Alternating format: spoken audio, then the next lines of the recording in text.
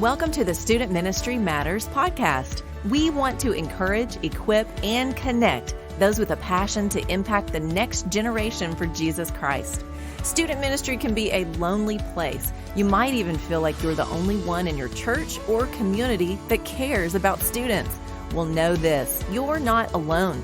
People all across the country are engaging Gen Z and care deeply about the spiritual direction of these young men and women. Whether you're full-time, part-time, bivocational, or volunteer, if you have a heart for students, this is the place for you.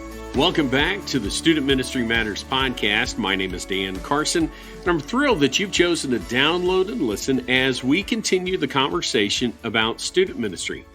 Now, in today's podcast, we're going to talk about students heading back to school. There's so many things that are involved with that, and we could look at a lot of different things, but we want to encourage our students to carry Christ with them as they step back into the classroom and the hallways and the cafeteria and help them to be a light for Jesus Christ. And so we have a special guest with us today, and I'll introduce him in just a moment. But before we get to that, I want to thank our podcast partner. It's a place that's gearing up for school as we speak. It's Central Baptist College of Conway. They are caring and loving. My daughter has been there now. She'll be starting her fifth year. She's only going to take 4.5, though, to finish. But she walks away with 2 degrees, so we're excited for her. We love the people there, the staff. The place is just simply encouraging and challenging and inspiring. And so if you want to find out more about them, reach out to cbc.edu. If you're trying to finish up a degree yourself, you can do that as well. They have what's called their PACE program. Many options are online. And so just reach out again to cbc.edu. As I mentioned, today we're going to be talking with a guest about encouraging our students as they step back into the classroom and talking about the First Priority Clubs of America. I have Brad Schelling with us on our podcast. And Brad, we're thrilled that you're here with us. Thank you, Dan. It's good to be here today. Well, Brad, I am not as familiar with the First Priority Clubs as I am with things like FCA, Fellowship of Christian Sure. Athletes. That's something that the schools that I had way back in the dark ages when I grew up, that they had. I don't remember First Priority, although it may have been around. Tell us a little bit about First Priority. Well, First Priority has been around for 25 or 30 years, various parts of the country. But our mantra, our goal is to take the hope of Christ to every student in the United States. We do that through Christian student-led clubs called First Priority Clubs in the middle and high schools. We know and believe that the Holy Spirit is alive and well in every community in America. He's using his people to redeem his creation. You know, if we empower, even if we take the worst stats down to maybe even 4% of the teenage population is Christian, Bible-believing Christian, we still have a fairly large army, millions. And so let's empower those millions to see their school as a mission field and give them the resources that they need to share the hope of Christ with their peers. The other side of that is we believe that many students, teenagers these days, haven't rejected the gospel, the good news of Jesus. They simply haven't heard it. Jesus is a curse word in their music or whatever the case might be, and they just straight up have not heard the gospel. So let's take that army of believers that's in the middle and high schools, walk in the halls of schools every day, rally them together, and give them the tools they need to share the hope that they have. I love that. I love the mindset, and I am terrified and pained, I think is a better word, about the simple fact that so many students have just simply not heard the gospel. Yeah. Brad, let's find out a little bit about you. I know that you serve with First Priority. You're the Executive Vice President of Operations there. Tell us a little bit about you and your ministry. I do a lot of the behind-the-scenes stuff nowadays. I get to oversee some of those stuff, but I started as a youth pastor in Sioux Falls, South Dakota, at least with First Priority. I spent my first 3 years in Washington State, pre-Columbine. Talk about the dark ages. There's some of them for you. Yeah. where you could walk on a school grounds, buy some 29-cent bean burritos and interact with as many students as you wanted to, Yeah. right? And, the glory years, when I moved to Sioux Falls, it was post Columbine. Actually, my first Sunday at the church, or first Wednesday at the church, was September 12, 2001 in Sioux Falls, South Dakota. So the day after 9/11. And the world's changed a lot since then. The schools have gotten a lot more apprehensive about who comes on campus, what happens, how that works. And I went from a church where all but one of my students went to the same high school, so I could go to that high school with 29-cent bean burritos and visit every one of them, to a church in Sioux Falls, South Dakota, where they were in 16 different schools. And so I couldn't get to all of them. Right. But right. when Mark Chase, the director of Sioux Falls, First Priority Sioux Falls back in the day, sat down for lunch with me a couple weeks later and said, hey, we've got clubs in 30 different schools. We've got a network of youth pastors that are working together to take the hope of Christ to those 30 different schools. Would you help send your students to those 16 schools as missionaries? And you can go do one. You can go, hey, where do you need, Washington High School, Patrick Henry Middle School, whatever the case might be. And I could go be the coach and equip and empower the students in one school while my coworkers went and did the rest. So as they say, that was the beginning of the rest of history, whatever. The rest is history. And so, I spent 7 years working First Priority, doing the youth ministry network. We did See at the Pole rallies and a lot of things together as the network of churches. But the best thing we did was those First Priority clubs. So I joined staff in 2008 up there, helped launch some more schools. And then in 2011, I moved down here to Nashville to become part of the national office and try to help it grow around the country. Well, before we get into any more questions about First Priority, let me ask, one of the things that I love to do is to hear people's story. And how did you get introduced to Jesus as a child or a teenager? Or, who was investing in your life during those days? It was definitely my local church. I got asked this because I am supported as a missionary from that church. Who is the one person who really mentored it and invested in you? And I don't know that I could point to just one person. It was my sixth grade Sunday school teacher who had a reputation for just befriending the guys and hanging out and just digging into the word with us. I did accept Christ the first time. I remember it again back in the glory days. They had the Jesus night, but they gave us all candles. I'm like, looking back, why did they give us all candles as fourth graders? But hey, it was 1982. Those were the great years. Maybe 1984, and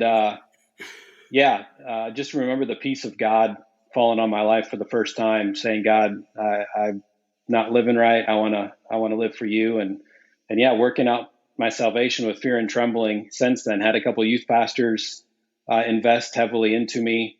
Going into college, I stayed close. So Pastor Tim invited me to be an intern with the church in the youth ministry department. And then Pastor Steve gave me my first speaking opportunities to lead things. And through the years, the people in my home church, Morris Reformed Church up in Morris, Iowa, just invested in me and empowered me and sent my wife and I off to do youth ministry.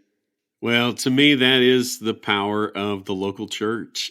Men and women who gather together, who invest these intergenerational stories, of, Correct. Of somebody who is maybe 40, 50 years older than that fourth grader, just pouring into their life, caring about them. That's right. It's powerful. It is. So one of the things that I liked as I looked at First Priority, even in your logo, it references the church. And I just think that's so powerful. Instead of trying to work around, you're trying to work through the local church. And that's good stuff. Share with our listeners a little bit about that. Well, it's all about the local church. Like I said in the beginning, the body of Christ is alive and well in every community in the United States. And so we don't need to necessarily go create another thing, even though semantically we are another thing. We have a logo, we have a five, we still have all that stuff, but we don't want to replace the local church. We want to empower the church to, most of them, the youth evangelism portion of it is a mission trip in the summer, but what about the other 9 months? Right. Can we send them to what is the largest mission field in America? That is the public schools. If you talk about, again, statistics are a little bit all over the place depending, and they're changing every day, especially post-COVID, right? Right. 3 months ago were old stats now, but even if 80% of the population, the student population, aren't attending church once a month or less, that's a pretty large mission field. And so we do need to send students to the mission field that is their school and working through the church. And it's the church's responsibility. One of our verses that we use a lot is Romans 10:13-15. And I talk about the beginning and the end of that is our common preaching points. Everyone who calls on the name of the Lord will be saved. And how beautiful are the feet of those who bring the good news. But there's a series of questions in between. How can they believe if they have not heard? And how can they hear unless someone preaches? And how can they preach unless they are sent? And that last question there puts the onus on us as adults to send, just like my church sent me to go do student ministry. It is our job as adults to send the students out, because how can these teenagers hear unless somebody preaches? And how can our teenagers preach unless they are sent? And we need to send these students into their school as missionaries in order to reach and redeem a generation. So much has changed in student ministry. We're not able to step on campuses in the same way we were back in the day. Mm-hmm. And but our students, they have to go.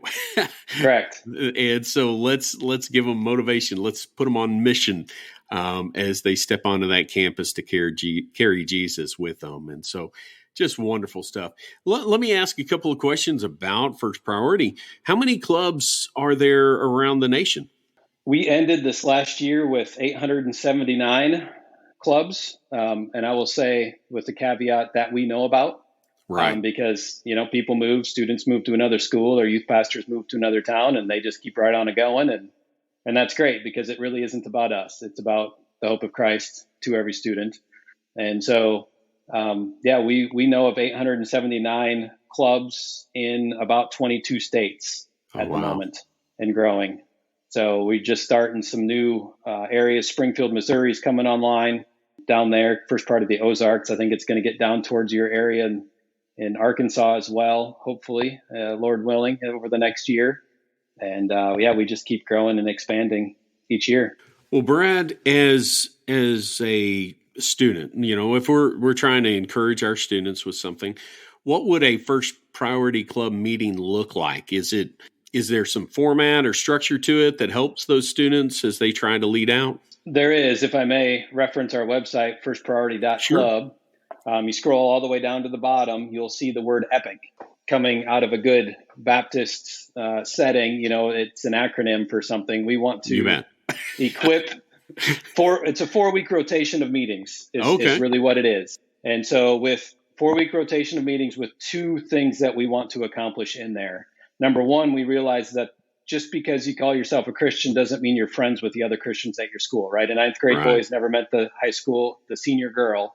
And so we do want to dig into Scripture together and learn the gospel, but we also want to share the gospel. And so week 1 of our cycle is Equip Week. We equip students with a clear presentation of the good news, beginning to end, creation, fall, redemption, salvation, just working through that. This year, we're using the 4 from Bill Bright, Campus Crusade. I think FCA is using that quite a bit right now, as well as their kind of just their formats, their structure. It's you can share the gospel 1,000 different ways. Jesus came and died for you. Would you like to live for him? Right. So, we're walking through that, equipping Christian students to articulate the gospel, because most of them have not ever been asked to do that before. So we want to equip them. We want them to repair their story in light of God's story.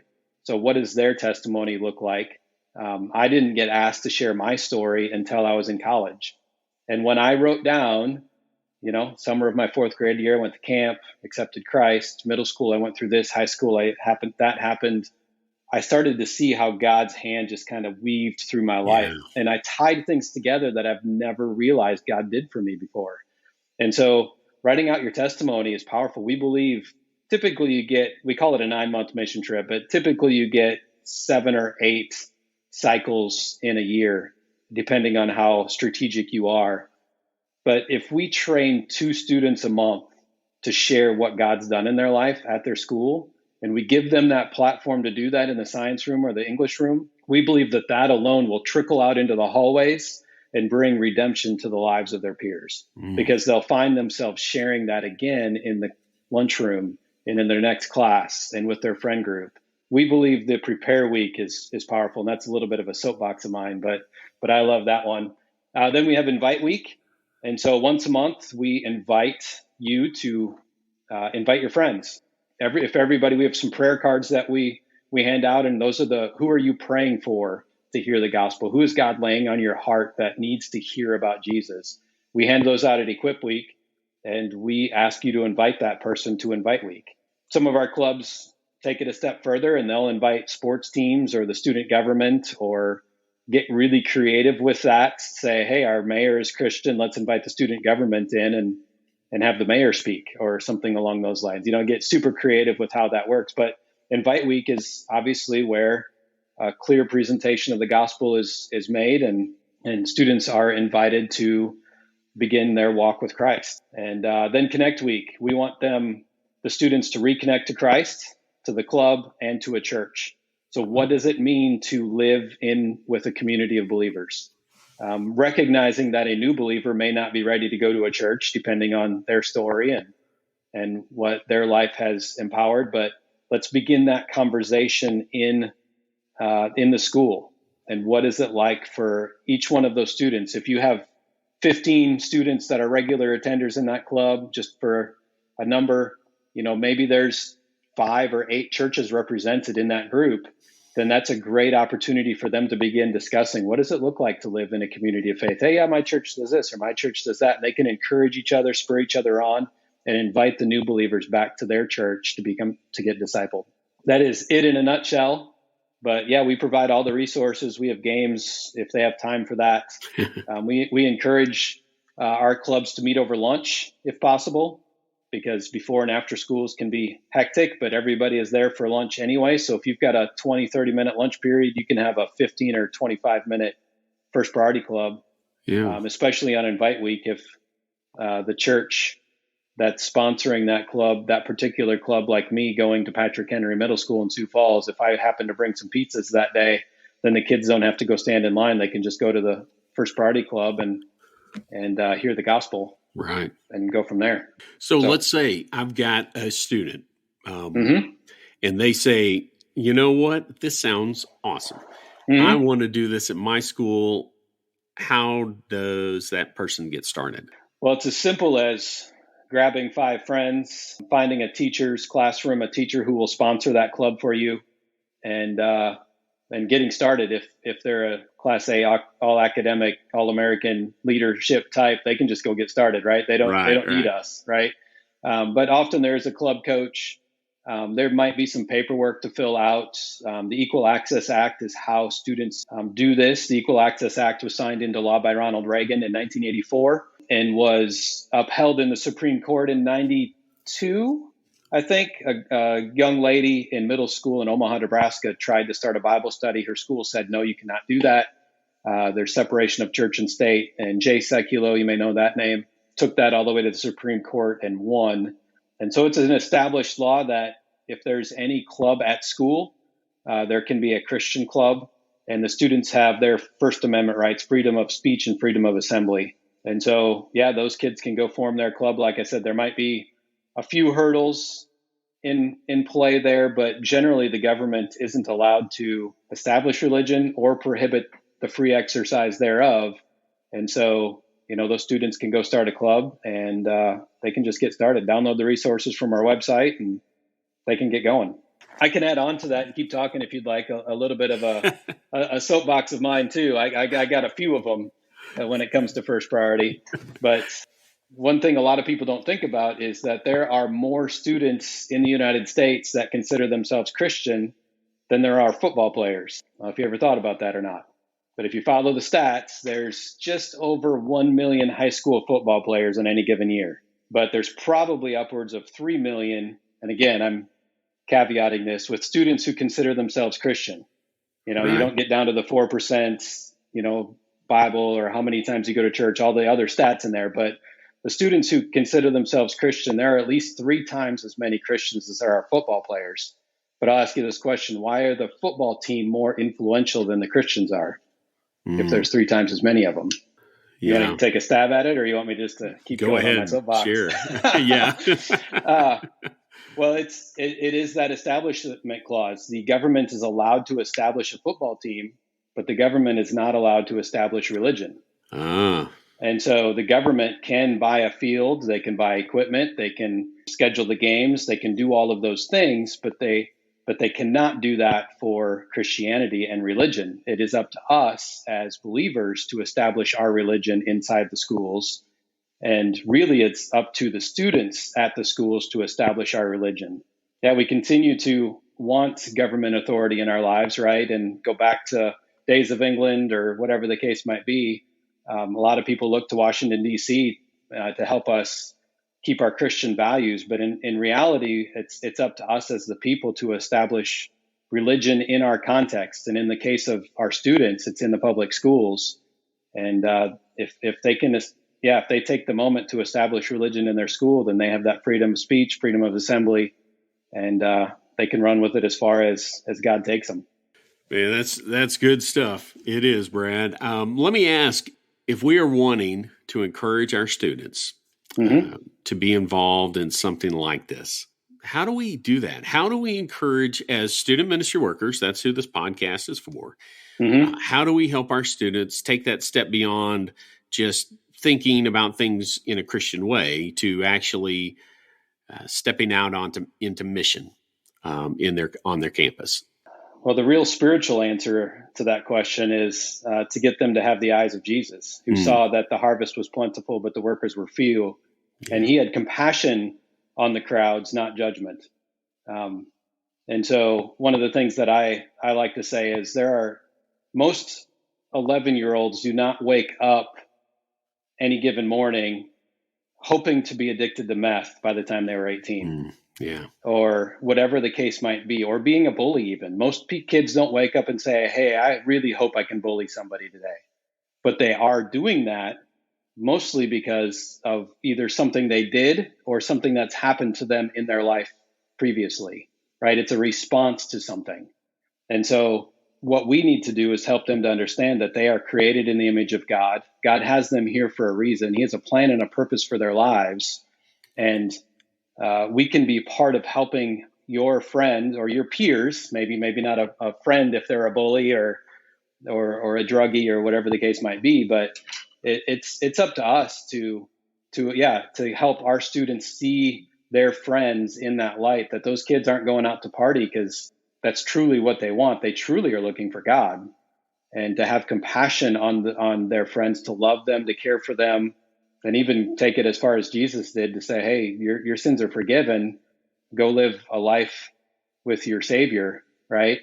And because while we were still sinners, Christ died for us.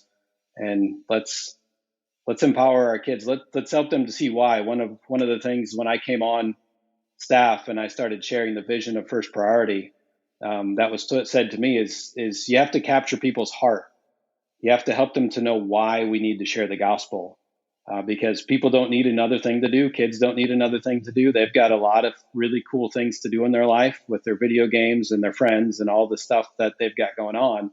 But if you can capture their heart and to help them understand that all the people in their school aren't, bullies because that's their true desire, they can have compassion. Then they can say, okay, how can I help? I know why I need to go share the gospel. Now, how can I go share the gospel?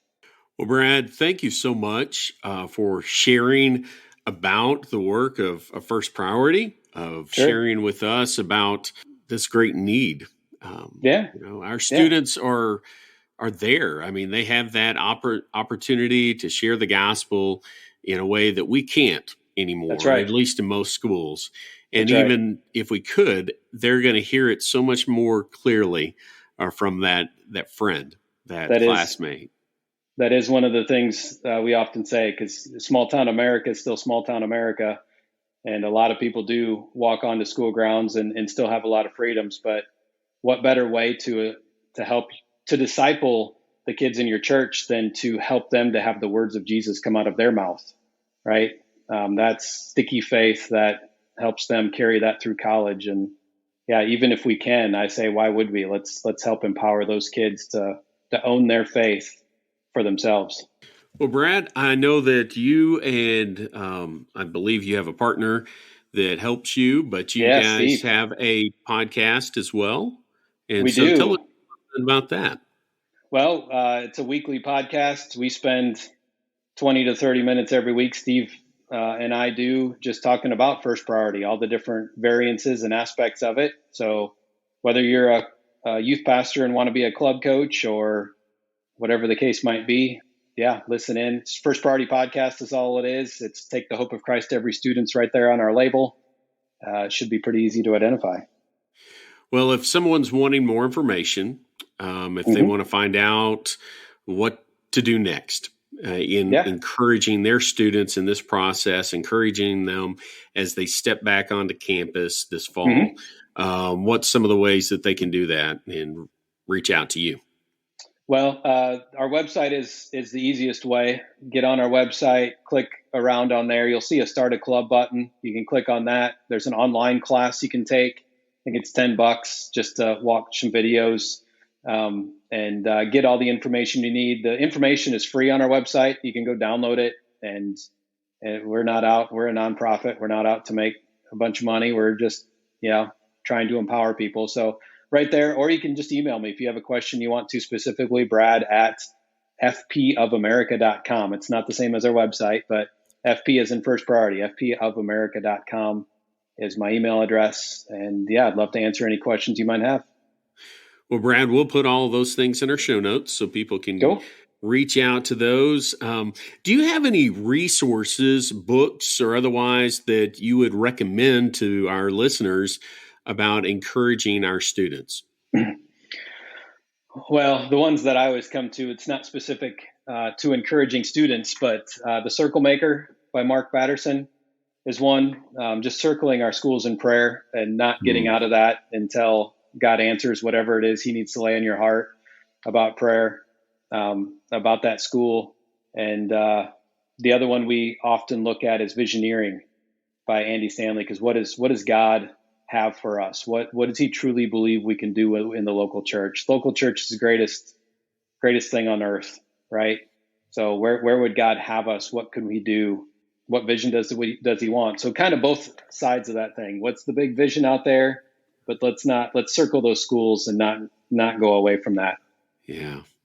That's great. Great. Mm-hmm. Well, again, Brad, thank you so much for being on the podcast. Thanks for having me. Well, listeners, thank you for joining us today as we've talked about something that can be of great value to your students, first priority clubs. And so if you need more information, be sure to check out our show notes, contact Brad and his team. They would love to share with you and get you more involved and help your students as they step back onto campuses this fall.